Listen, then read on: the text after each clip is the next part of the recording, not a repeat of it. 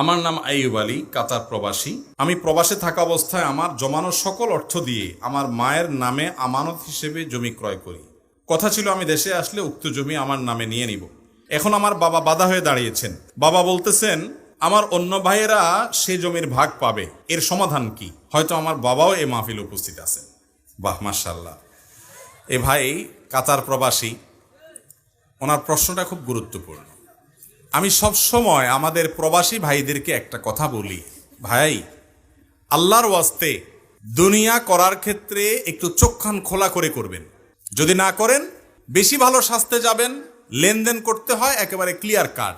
তাআমালু কাল আজানিব ওয়া তাআশারু কাল আকারিব। আরবিতে একটা প্রবাদ আছে, টাকা পয়সার লেনদেন করার সময় বাপের সাথে করতেছো না বউয়ের সাথে করতেছো না ভাইয়ের সাথে করতেছো, এসব হিসাব মাথায় রাখবা না। মনে করবা যে অচেনা মানুষের সাথে করতেছো, সেভাবে করবা, তাহলে সম্পর্ক ভালো থাকবে।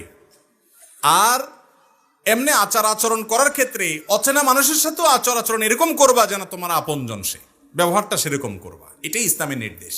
কিন্তু আমরা কি করি? মহব্বতের চোটে, অতিভক্তির চোটে, অতিভক্তি কখনো ভালো না। অতিভক্তির চোটে বিশেষ করে প্রবাসী ভাইরা দেখে বিদেশে যাওয়ার পরে সব টাকা পয়সা বাপের নামে পাঠায়, সব টাকা পয়সা মায়ের নামে পাঠায়, সব টাকা পয়সা ভাইয়ের নামে পাঠায়, দোস্তের নামে পাঠায়, এমনকি বউয়ের নামে পাঠায়। এরপরে দেখা যায় টাকা মোটামুটি যখন গোলায় অনেকগুলা হয়, বাপে জমি কেনার সময় নিজের নামে কিনে। এবার পোলাপান যেগুলা দেশে চা দোকানে বৈশা টোটো করে ঘুরে বেড়াইছে, জমির ভাগ ওইগুলো পায় বৈশা বৈশা অটো। ঠিক না বে ঠিক?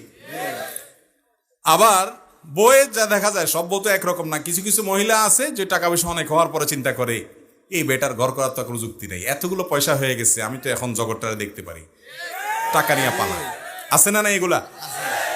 ভাইয়ের নামে টাকা পাঠায়। প্রবাসীরা একটু বেচারারা সহজ সরলই হয়। বিদেশে থাকতে থাকতে দেশের মানুষের চিটারি বাটপারি এগুলো ভুলে যায়।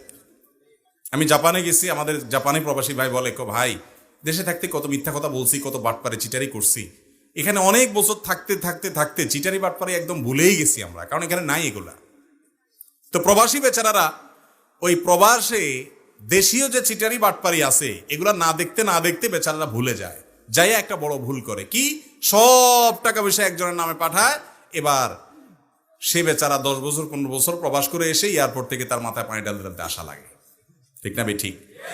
এটা আপনার নিজের ভুলের কারণে আপনি বিপদে পড়েছেন। আপনাকে ভুল করতে কে বলেছে? ভালো করে শুনেন প্রবাসী ভাইয়েরা, আপনি বিদেশ যাওয়ার সময় আপনার বাবা জমি বিক্রি করে ভিসার টাকা দিছে, আপনার ভাইয়ে দিছে, আপনার বোনে দিছে, আপনার স্ত্রী গহনা বিক্রি করে দিছে। যেই দেখ, আপনার কর্তব্য হলো ইনকাম করার পর সর্বপ্রথম এই টাকা যে দিছে তার টাকাটা পরিশোধ করাই দেওয়া। আপনার বাবা দিছে 5 লাখ টাকা দিয়ে বিদেশ পাঠাইছে, আপনি 5 লাখ টাকা কামায়া বাবাকে দিয়ে দিলেন, বাবা আপনি আমারে 5 লাখ দিয়েছেন বিদেশে আসতে, 5 লাখ বুঝে পাইছেন, আলহামদুলিল্লাহ, দেনা শোধ। এই 5 লাখ টাকা আমার ভাই বোন সবার অধিকার আছে, যেহেতু এটা আপনার টাকা। বাবার সন্তান হিসাবে শুধু আমি 5 লাখ পাই না, তারাও পায়। তো ঠিক আছে, এই 5 লাখ থেকে আপনি জমি কিনে এবার সবাইকে সমান ভারে ভাগ দিয়ে, আমারও ভাগ আছে। এটা হলো লেনদেন ক্লিয়ার।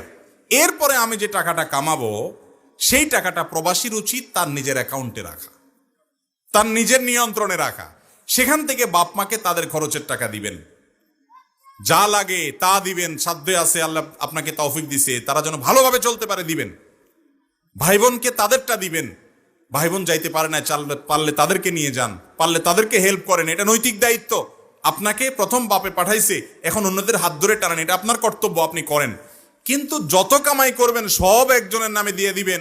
এরপরে যখন সব ধরা খাবেন জিব্বা কামড়ায়া, এরপরে আমার কাছে এই যে মাসালা জিজ্ঞেস করবেন, তাতে সমাধান হবে না। আপনার বাপ যদি এখানে থেকে থাকে, চাচা মিয়ার না আমি আজকে বুঝাই নিলাম, কিন্তু কয়জন চাচারা আমি বুঝাইতে পাবো? ঠিক না ভাই ঠিক? বাবারা যারা আছেন, মায়েরা যারা আছেন, প্রবাসী সন্তানের টাকা পাইয়া আপনি জমি কিনছেন আপনার নামে, এরপরে বলতেছেন ছেলে মেয়ে সবাইকে আপনি ভাগ দিবেন। পরিষ্কার করে শুনে রাখেন, এটা হারাম। আপনি বাবা হিসেবে সন্তানের টাকা আত্মসাৎ করলেন, আপনি হারাম খাইলেন। কেন?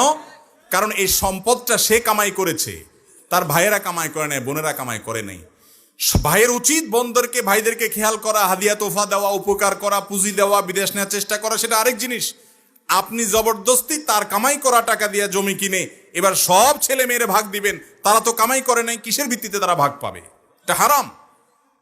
কিন্তু অনেক মা বাপ এই হারাম